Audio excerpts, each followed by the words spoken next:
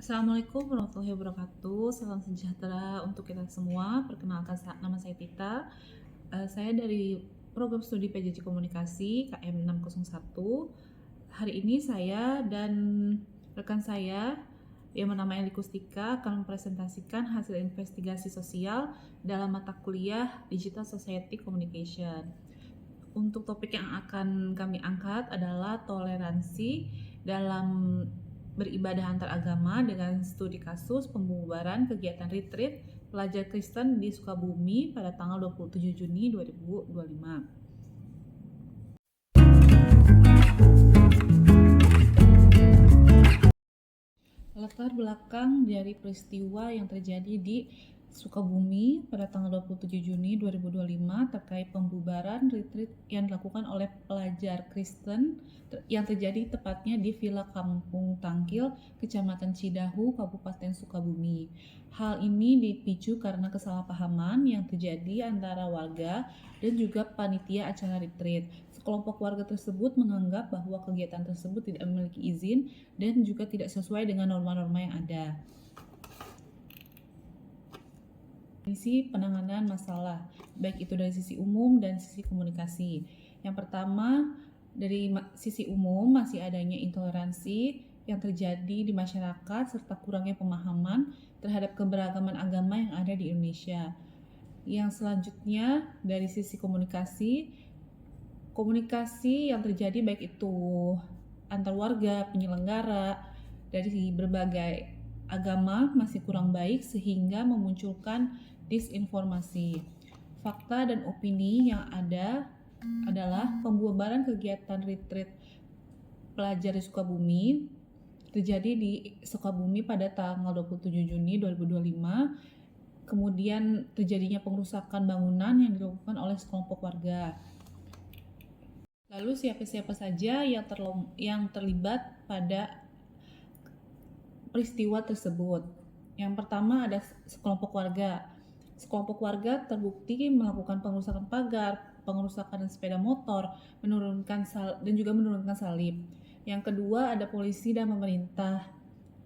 Polisi sudah menetapkan 7 orang tersangka yang telah melakukan pengerusakan serta membantu melakukan mediasi antara warga dan juga panitia acara. Selanjutnya ada Komnas HAM. Komnas HAM melakukan pemantauan secara langsung serta mengecam acara pembubaran sepihak ini yang dianggap melanggar HAM.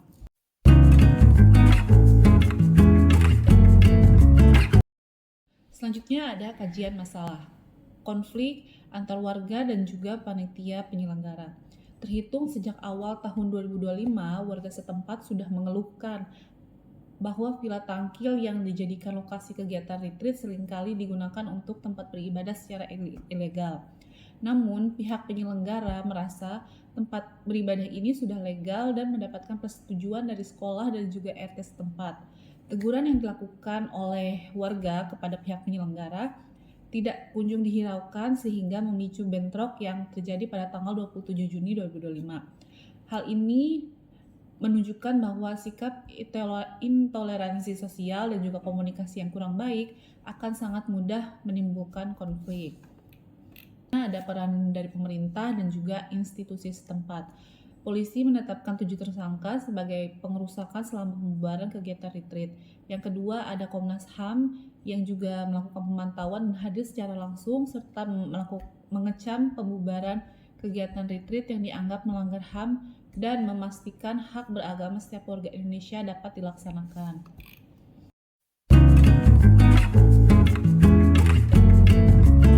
Sosial, baik itu jangka pendek dan juga jangka panjangnya. Yang pertama, dampak baiknya adalah hubungan antar kelompok beragama tertentu semakin baik berkat penyelesaian konflik yang ada. Yang kedua, meminimalisir terjadinya hal yang sama dengan selalu menjalin komunikasi yang baik dan saling mengerti budaya antar agama masing-masing. Dampak buruk jangka pendeknya yang pertama, konflik dan perdebatan antar warga dan juga penyelenggara. Yang kedua, ketegangan yang terjadi antar warga setelah peristiwa tersebut. Serta yang selanjutnya ada kelompok dan masyarakat yang terpecah akibat konflik. Dampak baik dan juga buruk jangka panjang itu sendiri, yang pertama, dampak baiknya memperkuat doktrin agama bagi kelompok tertentu. Yang selanjutnya, dampak buruknya adalah perbedaan antar beragama yang dijadikan alasan kelompok pihak untuk melakukan perpecahan. Selanjutnya ada sikap intoleran yang dilakukan oleh anak-anak sekitar. Yang terakhir, sikap intoleran yang dibiarkan akan berubah menjadi sikap radikalisme yang akan merugikan banyak pihak. Pola interaksi yang terbentuk. Konflik ini melibatkan antar kelompok yang bermula dari ketidaksepahaman dan komunikasi yang terjalin kurang baik, sehingga menimbulkan kesalahpahaman antara warga dan juga panitia acara retret yang akhirnya melibatkan para peserta retret yang merupakan pelajar. Kesalahpahaman ini mendorong terjadinya pembubaran acara, perusakan properti, dan merusak simbol agama yang berpotensi menjadi penistaan agama dan memecah belah kerukunan antar umat beragama. Berdasarkan data yang kami peroleh dari hasil pemantauan setara pada tahun 2024, tercatat 38 peristiwa pelanggaran yang terjadi di provinsi ini, mengungguli 5 provinsi lainnya dengan jumlah peristiwa tertinggi Jawa Timur 34 kasus, DKI Jakarta 31, Sumatera Utara 29, Sulawesi Selatan 18, dan Banten 17 kasus. Temuan Setara Institut menunjukkan bahwa tren pelanggaran KBB di Jawa Barat tidak mengalami perbaikan signifikan dibandingkan tahun sebelumnya. Pada tahun 2023, Jawa Barat juga menjadi wilayah dengan jumlah pelanggaran tertinggi dan masih terjadi sampai tahun 2025. Bagaimana menyikapi permasalahan tersebut? Yang pertama, memahami konteks dan alasan pembubaran. Kedua, menghormati hak-hak dan kebebasan beragama. Ketiga, membangun dialog dan komunikasi. 4, mengedepankan toleransi dan kerukunan. 5, mencari solusi yang konstruktif. Lalu pendekatan yang dapat dilakukan dalam mengatasi masalah sosial tersebut salah satunya adalah pendekatan dialogis dan partisipatif. Pendekatan ini melibatkan berbagai pihak terkait baik panitia retret, masyarakat lokal, tokoh agama, aparat pemerintah hingga organisasi keagamaan dan lembaga HAM untuk duduk bersama, berbicara secara terbuka dan mencari titik temu. Berikut adalah langkah yang bisa diambil. Yang pertama, membangun dialog antar umat beragama dengan melibatkan forum kerukunan umat beragama sebagai fasilitator. Kedua, pendidikan toleransi dan pluralisme dengan mengadakan pelatihan atau workshop bersama antara panitia pemuda lokal dan tokoh masyarakat tentang hak beragama, keberagaman, dan nilai Pancasila. Ketiga, kolaborasi sosial dengan menganalisis kegiatan lintas iman seperti bakti sosial, gotong royong, atau diskusi budaya bersama agar masyarakat melihat kehadiran retret sebagai bagian dari kehidupan bermasyarakat, bukan ancaman. Yang keempat, mekanisme preventif sebelum kegiatan. Panitia perlu melakukan sosialisasi kepada aparat dan masyarakat setempat hingga koordinasi dengan pemangku kepentingan lokal dan penyampaian surat resmi agar tidak ada kecurigaan. Teori yang relevan dengan kasus ini adalah teori kontak sosial atau kontak teori menurut Gordon Allport. Gordon Allport, seorang psikolog sosial, menyatakan bahwa interaksi langsung antar individu dari kelompok yang berbeda dalam kondisi yang tepat dapat mengurangi prasangka dan meningkatkan toleransi. Syarat efektifnya pada teori ini yang pertama adalah status setara di antara kelompok, tidak ada dominasi atau subdominasi. 2, tujuan bersama misalnya menciptakan kegiatan damai.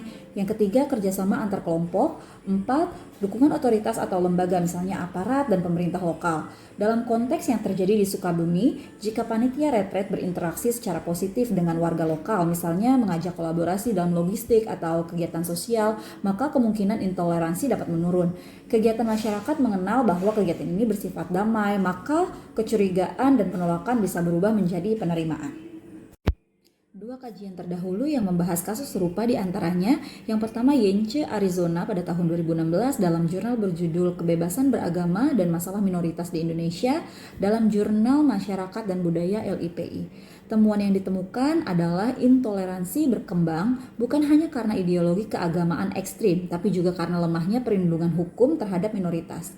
Negara dianggap inkonsisten antara konstitusi yang menjamin kebebasan beragama dan praktik birokrasi di lapangan. Relevansi menunjukkan cocok sebagai kerangka analisis jika kamu mengangkat kasus intoleransi berbasis lokasi atau kelembagaan. Kajian terdahulu berikutnya adalah Rumadi Ahmad tahun 2011 dalam jurnal berjudul Politik Hukum Agama dan Negara. Dengan isi utamanya adalah mengkritisi hubungan antara negara dan agama di Indonesia yang seringkali ambigu dan membuka ruang bagi regulasi intoleran. Argumen bahwa negara seharusnya netral secara agama, namun dalam praktik sering tunduk pada tekanan kelompok mayoritas. Berikut adalah rekomendasi penulis yang kami susun. 1. Kurangnya literasi keagamaan dan toleransi di masyarakat. Kritik pada poin ini, masih banyak masyarakat yang belum memahami bahwa kegiatan keagamaan seperti retret adalah hak yang dijamin konstitusi, bukan bentuk ancaman terhadap agama atau budaya lokal. Ketidaktahuan ini melahirkan prasangka, ketakutan, dan sikap penolakan. Solusi yang membangun, pemerintah daerah bersama tokoh agama dan FKUB perlu aktif mengadakan edukasi lintas agama yang menekankan bahwa keberagaman adalah bagian dari kekayaan bangsa. Poin kedua, lemahnya peran aparat dan pemerintah lokal dalam pencegahan. Kritik pada poin ini, seringkali aparat keamanan atau pemerintah setempat tidak bertindak tegas saat ada tekanan dari kelompok intoleran, atau malah bersikap ambigu. Ini membuat kesan bahwa tindakan intoleransi dapat dibiarkan tanpa konsekuensi hukum. Solusi yang membangun, aparat dan pemimpin daerah perlu bersikap tegas melindungi kebebasan beragama sesuai amanat Undang-Undang Nasional, Undang-Undang Dasar 1945 dan Undang-Undang Nomor 94 tentang HAM, khusus untuk aparat dalam menangani konflik berbasis SARA secara adil dan damai. 3. Kurangnya komunikasi dan sosialisasi dari penyelenggara retret. Kritik pada poin ini, beberapa kegiatan keagamaan termasuk retret kadang dilaksanakan tanpa koordinasi atau sosialisasi yang baik dengan lingkungan sekitar, sehingga menimbulkan kecurigaan atau kesalahpahaman. Solusi yang membangun, panitia perlu melakukan pendekatan kultural dan persuasif terlebih dahulu kepada tokoh masyarakat, RT atau RW, dan warga sekitar. Memberikan informasi terbuka mengenai tujuan kegiatan dan jangka waktu retret agar tidak disalahpahami sebagai kegiatan tertutup yang mencurigakan. 4. Dominasi narasi kelompok intoleran di ruang publik dan media sosial. Kritik pada poin ini, kelompok intoleran sering memanfaatkan media sosial atau mimbar publik untuk menyebarkan narasi bahwa kegiatan kelompok agama lain adalah ancaman atau permurtadan tanpa bukti atau dasar yang sah. Solusi membangun perlu kontranasi dari tokoh agama moderat, tokoh masyarakat, dan pemuda untuk membangun opini publik yang sehat dan damai. Media lokal dan nasional harus menyajikan berita secara berimbang dan tidak memprovokasi. Kesimpulan dari kasus yang terjadi di Sukabumi ini adalah masalah intoleransi dalam kegiatan retret hanya bisa diselesaikan bukan dengan konfrontasi, tapi melalui pendekatan dialogis dan saling pengertian.